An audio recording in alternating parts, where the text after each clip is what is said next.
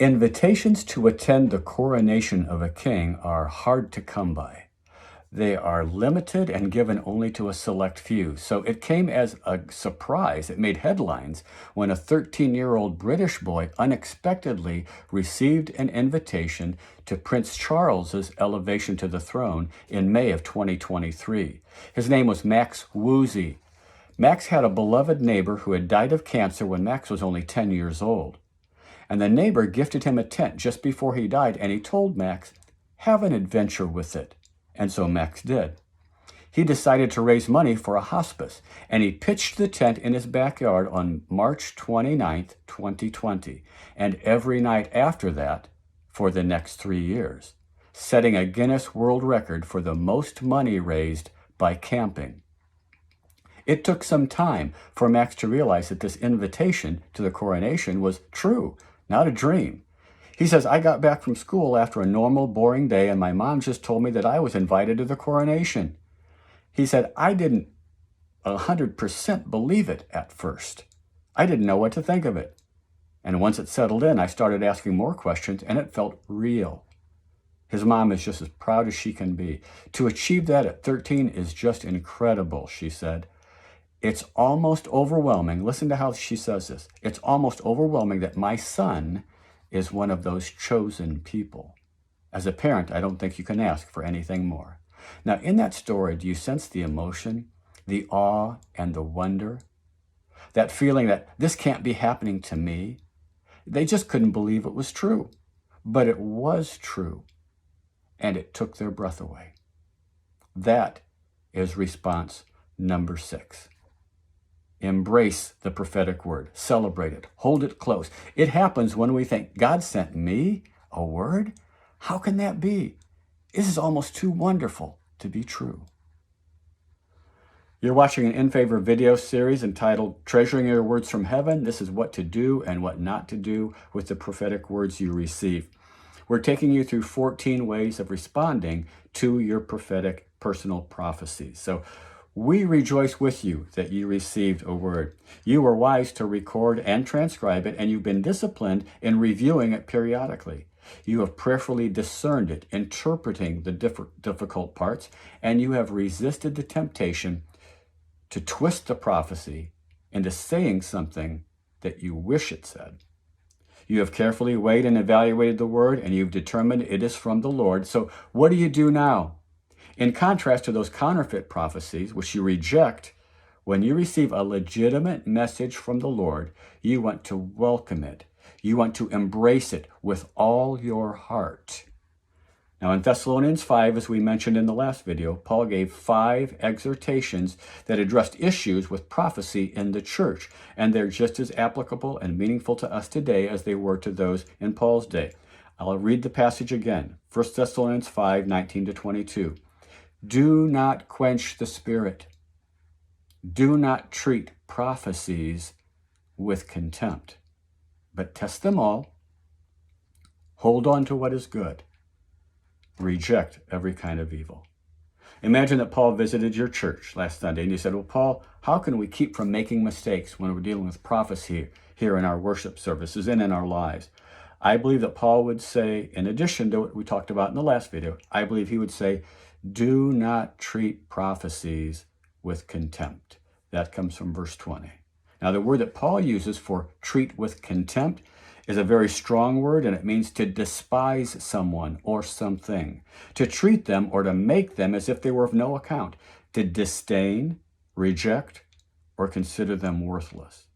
Now, to treat a person this way is to regard them as beneath notice. To treat a prophecy this way is to dismiss it as amounting to nothing. So in Luke chapter 18, religious leaders trusted in themselves that they were righteous, and they treated others with contempt. That's the same word. The NIV says they looked down on everyone else. Acts 4, the builders rejected the cornerstone. Same word. That's nothing. Romans 14, Paul warns against regarding other Christians with contempt. They were not to despise them, ESV, or NIV, not to look down on them. Other translations render this verse from Paul, "Do not treat prophecy as if it were unimportant. Do not scoff at those who prophesy. Don't be the one who scorns prophecies. Don't brush off Spirit-inspired messages as if they were just of no account. Don't stifle those who have a word from the Master. This is precisely how we are not to treat our prophecies. Paul says, and this is important, Paul says it is quenching the Spirit when we do that. Are we despising prophecies? Could it be possible that we are quenching the Spirit in that way? Well, evangelicals do it because they fear the gift might be abused, and they ignore prophecy and virtually eliminate it from their worship services, or they wrongly equate it with preaching and say that only pastors can do it. Pentecostals and charismatics do it when they treat prophecies like bosom blessings or liver quivers, that little buzz you get when you hear them. But they don't track or press into their prophetic words. They don't treasure them. They just wait for the next good feeling to come along next service. Prophets do it when they use prophecies to enlarge their reputation or pressure people to donate to their ministry. Brothers and sisters, Paul is saying, do not reject prophecies. Do not despise them. And don't treat your prophetic words as if they were unimportant. If we've been taking them for granted, we need to stop doing so immediately, because these are words from heaven and they deserve to be treasured. They deserve to be embraced. A personal example. Mario Murillo is a California evangelist who has seen many healings and many miracles in his ministry. In November of 2013, Mario was in the Indianapolis area speaking at different places and meeting with pastors and leaders all around the region.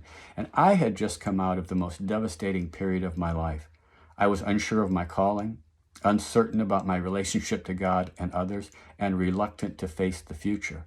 And my wife and I were encouraged to attend one of Mario's meetings at a church in Martinsville. And around 200 to 250 people were in an audience that night. And Mario brought a very powerful and biblical message, and then he went into a time of prophetic ministry. He would point out members of the audience and ask them to stand, giving each one of them a prophetic word. He called out their illnesses. He identified their heartbreaks. He spoke of their disappointments. He told them things that he could not have known apart from the Holy Spirit's revelation. He gave each one encouraging words from the Lord. I'd never been in a service quite like this before, and I was torn between wanting him to call on me and dreading that he might. He called out John Phillips, one of my best friends, who was sitting directly behind me, and Mario described a recent attack on John's body, which is devastatingly accurate. It was right on. And then he declared healing in body and spirit over my friend. And a few minutes later, just before closing the service, he pointed at me and he asked me to stand. Now, Mario had never met me, didn't know anything about me, had never seen me before. But he described what had happened to me, how and why it took place. He described my feelings at the time and God's wonderful plans for my future. There was this tremendous, what prophetic people say, he was reading your mail. He was seeing inside me. He was just opening that up and taking it out. There was this great release in my spirit when I sat down. I had been deeply comforted and encouraged beyond measure and greatly strengthened, just like in 1 Corinthians 14:3. After we returned home, I went outside and I stood in our driveway. It was a cold, clear night, and there were lots of stars in the sky. I can vividly recall the emotion I felt when I realized that the God who put those stars in the sky had summoned an evangelist from California and brought him to Indiana to point me out and call me up and give me a message from God. I just couldn't believe it. I felt humbled and honored at the same time. My feelings of awe in that driveway, which have never gone away, those should not be unique to me. If you have received a message from God through a word given to you by a prophet, don't despise it, don't treat it with contempt, and don't act like it doesn't matter. Be more positive in your response to your prophecies. Accept it, respect it, welcome it, hold it fast if it comes from the Lord. Embrace that word. Be grateful for it. Be amazed at it. Hug it close to yourself. Let the experience bring tears to your eyes and joy to your heart. How can you make this response your own? Well, despising prophecies might not just be something that others do, those spiritual stinkers over there. It might be something we are doing even if we don't realize it. We should never yawn after receiving a prophetic word. A ho-hum kind of attitude. Yeah, that was all right. Well, that shows we do not value this word as it deserves. These words are supernatural communications that originated with God himself and were sent down here for us to benefit, to be strengthened and encouraged and comforted. They deserve to be treasured. So, next video, the way you don't want to respond. Don't limit the prophetic word.